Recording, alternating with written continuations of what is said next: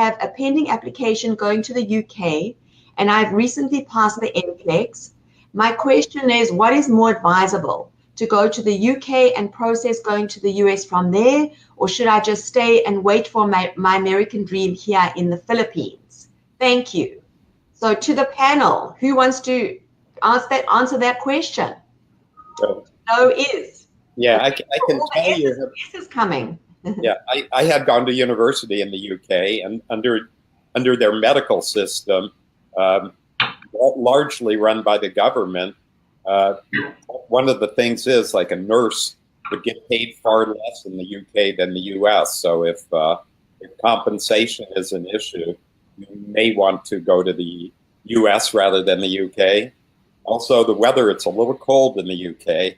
So if you're in a place in the US, you might find that it's more adaptable than, if you're a Filipino. My wife's a Filipino, and she had lived in various cold places, even in the US. And when she got to LA, she said, this is the place for me. So a couple things to keep in mind.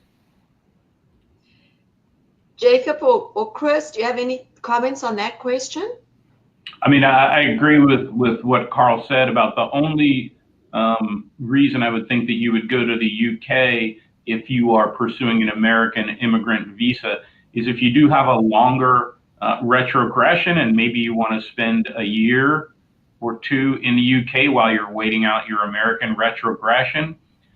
If you were to do that strategy, the two things I would keep in mind are, one, pay close attention to that visa bulletin because it will move quite a bit.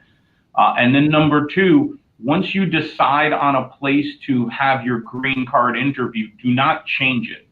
So when the National Visa Center stage happens, which is at the end of the process, it's the last stage of the process, you'll be asked to select a U.S. embassy. If, for instance, you're living in the UK and you select the US Embassy in London, you should expect to have that interview in London. Do not try and change it halfway through to Manila.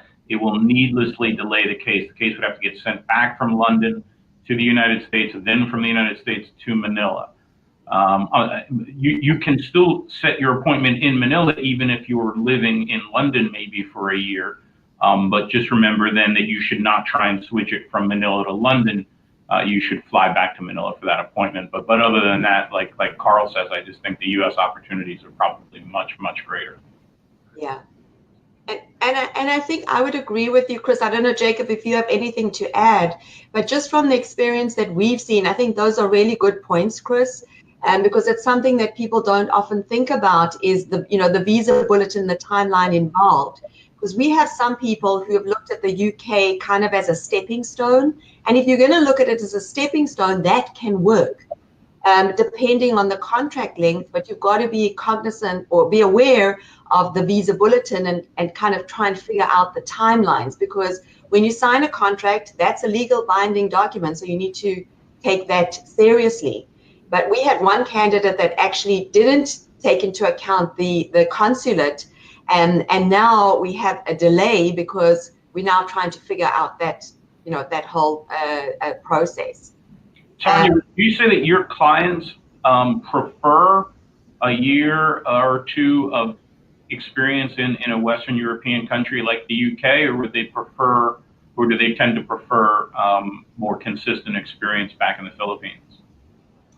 So it depends on the client and it depends on their need. But typically, if somebody has experience in the UK, that is perceived as a plus.